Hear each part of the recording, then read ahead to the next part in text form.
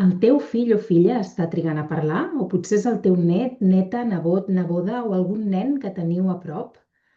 Penseu que està trigant a parlar perquè potser el compareu amb el seu germanet o germaneta gran o amb altres nens de la seva edat? Potser sou educadors d'una escola bressol, d'una llar d'infants i noteu que algun d'aquests infants estan trigant a parlar? Quan penseu trigant a parlar, què és el que us heu fixat per dir això?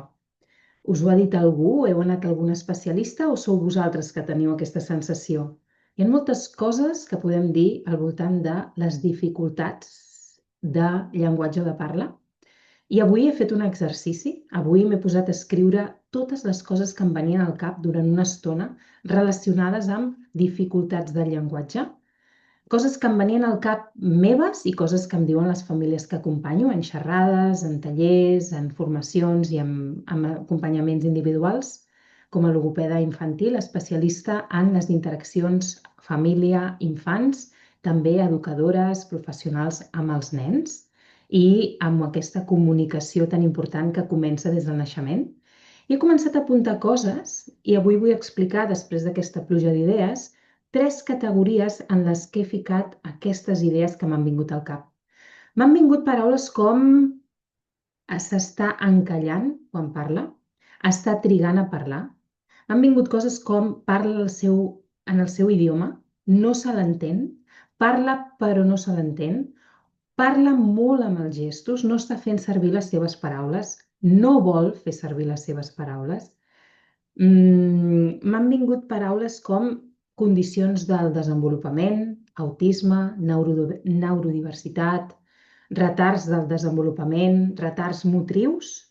M'han vingut al cap també temes de bilingüisme, multilingüisme, és a dir, nens i nenes que estan exposats a 2, 3, 4 i 5 llengües. Què de tot això realment està afectant en aquest desenvolupament del llenguatge?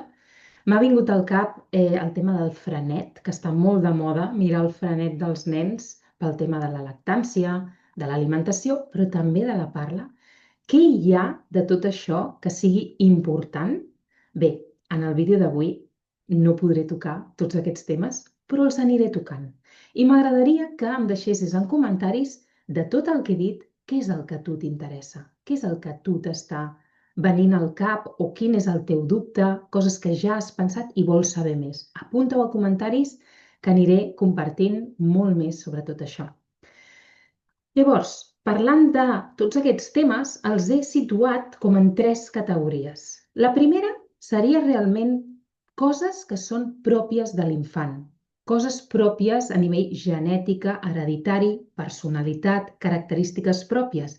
Realment hi ha diferències a l'hora de desenvolupar-se i, per suposat, de desenvolupar el llenguatge. És a dir, que això és una cosa que hem de tenir en compte i hi ha moltes coses que sí que seran funcionals, seran, per exemple, el tema del frenet. Si el frenet és restrictiu, doncs és que el nen té aquest frenet. A veure què fem amb aquest frenet. O, per exemple, temes auditius, per tant, és una cosa orgànica. Però a vegades no és només el tema auditiu orgànic. A vegades és que el canal auditiu és el que no està funcionant bé, però no perquè hi hagi cap dificultat auditiva, sinó perquè la informació pel canal auditiu no és el fort d'aquest infant i, en canvi, tot el canal visual és una font d'aprenentatge molt millor per a aquest infant, coses que hem de tenir en compte. Tenir en compte per què? Per ajudar i per acompanyar aquests infants que estan trigant més a parlar i que realment podem fer ajustos en la comunicació diària, en els moments que passem amb els nostres fills o amb els alumnes a les escoles, etc., que faran un canvi espectacular en aquestes interaccions. Però m'estic anant ja cap a la tercera categoria. Amb això que parlava ara ja estava parlant de la tercera categoria. Espera un momentet que ara t'ho explico. La primera era característiques personals del nen. La segona seria realment que els pares, les famílies, els educadors hauríem de tenir realment una informació bona de què és la comunicació, de quines són les etapes de desenvolupament del llenguatge, de què és allò esperable i allò no. Però compte, no em val d'anar a Google o anar al ChatGPT i posar desenvolupament del llenguatge als 24 mesos i que em diguin que han de dir no sé quantes paraules. No em serveix això. O sigui, pot ser una referència per a algunes coses, però al final, després sabem que hi ha tantes diferències a l'hora d'adquirir el llenguatge, tants infants que als 2 anys i mig no estan al nivell que s'espera. Per suposat, ens hem de posar en marxa a veure què està passant, però no per això hem de tenir ja un neguit, com moltes famílies m'arriben, amb un neguit molt, molt gran, perquè els seus fills de 2 anys, 2 anys i mig, no estan parlant com s'espera. Està bé que tinguin el neguit perquè almenys s'han posat en marxa per veure què pot estar passant. Però després el que hem d'entendre són la diversitat, els ritmes d'aprenentatge, les maneres diverses i sobretot, i anem a la tercera categoria, quin és el paper importantíssim que tenim nosaltres, l'adult, quan ens comuniquem amb el nen o nena, per fer que realment impulsem aquest llenguatge o, per contra, no l'afavorim, perquè també hi ha maneres de comunicar-nos amb els fills, amb els nens, que no afavoreixen el llenguatge. I això està estudiat i és l'experiència de molts anys veient famílies, acompanyant famílies i analitzant interaccions pares amb fills, àvies amb nets i educadors amb els seus alumnes. Per tant, tercera categoria, quina és? Se t'acut? Quina és la tercera categoria de tot això que estic explicant? Una cosa que hem de tenir molt en compte i que és de la que menys es parla. La tercera categoria és l'ambient, l'entorn, el context, o contextos, plural. Per què? Perquè on està aquest infant principalment és casa seva, quan neix i les primeres edats primerenques, l'entorn més important, el context més important és la família, és casa seva. Però després hi ha altres contextos que també jugaran un paper important, com són l'escola, la llar d'infants o fins i tot no l'escola, però un lloc on anem, tipus espai familiar, espai de criança, que per cert, m'agrada molt anar als espais familiars i als espais de criança, als centres de criança, als grups de mares, a fer xerrades així, quan puc presencial, que això és a Barcelona ciutat o Rodalies, o online, quan això no és possible. He fet xerrades fins i tot a Barbados, al Regne Unit i en altres països. És molt bonic poder compartir amb les famílies sobre els seus neguits, i aquesta és la diferència que podem tenir quan podem fer una xerrada d'aquest estil, que no només sóc jo com aquí, que estic exposant una miqueta d'informació, que de tota manera m'agradaria molt que em donessis feedback, que m'escrivissis en comentaris per poder seguir aportant el que necessites, però quan ens trobem en una xerrada, taller, grup, jo sempre pregunto tota l'estona a les famílies quins són els seus neguits, els seus dubtes i d'aquí partim per anar explicant les coses.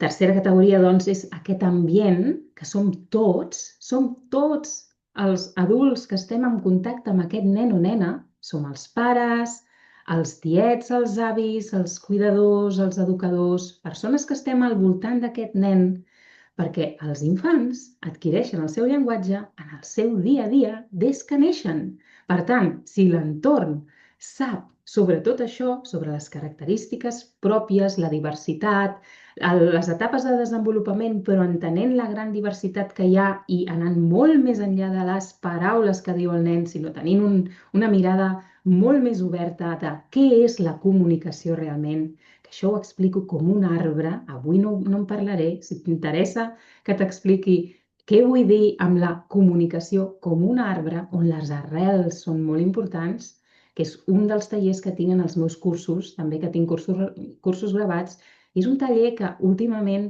sempre comparteixo una part en les meves xerrades i formacions i que per les famílies és molt, molt clar quan ho veuen així, de on hem de posar el focus. Moltes vegades estem posant el focus en llocs on no toquen encara. Estem parlant, per si no ha quedat clar, de primeres edats, és a dir, infants des del naixement fins als 3, 4, 5 anys que estan tenint certes dificultats en l'adquisició d'aquest llenguatge o parla o comunicació o fins i tot desafiaments molt importants si estem parlant ja de nens que sabem o no que estan dintre de l'espectre autista, neurodiversitat. Som nosaltres els que estem en el dia a dia amb aquests nens qui tenim un poder molt gran de fer ajustos en les nostres activitats, en els moments que passem amb ells, en poder-los entendre molt bé i en la nostra comunicació. Avui he obert tot de temes, molts temes. He obert el tema del multilingüisme, bilingüisme, neurodiversitat, comunicació, llenguatge i parla, que són coses diferents, parlant el seu idioma, que podríem entrar amb el tema del llenguatge gestàltic. He entrat en molts temes que aniré desplegant en aquest canal per poder-ho fer de la millor manera possible, que sigui el més interessant per tu. Per favor, comenta en aquest vídeo i digue'm què és el que a tu t'interessa. En aquests moments estic iniciant aquest canal. Aquest canal doncs, està començant ara, sí. Estic parlant a juny del 2025, per si això ho estàs veient ja molt més lluny, molt més enllà. Fins ara tinc un canal que és tot en castellà, que es diu Creciendo con las Palabras, on hi ha, si no m'equivoco, 300 vídeos, i també tinc una pàgina web que es diu creciendoconlaspalabras.com, on tinc també molts articles del blog. La majoria en castellà, però alguns estan traduïts també al català. La meva voluntat és poder traslladar tota aquesta informació en català i per això tenim aquest canal ara, per les famílies catalanoparlants. Per això, quan em busquis, soc Estela Bayarri, logopeda infantil, lingüista, especialista en intervenció naturalista, el context natural de l'infant, les interaccions amb els seus cuidadors principals i aquestes estratègies naturals de comunicació. Quan em busquis, majoritàriament, en aquest moment em trobaràs en castellà. Per això estic creant molt més contingut en català. Si t'interessa alguna de les meves formacions gravades, en aquest moment també estan totes en castellà. Les trobaràs a la meva web.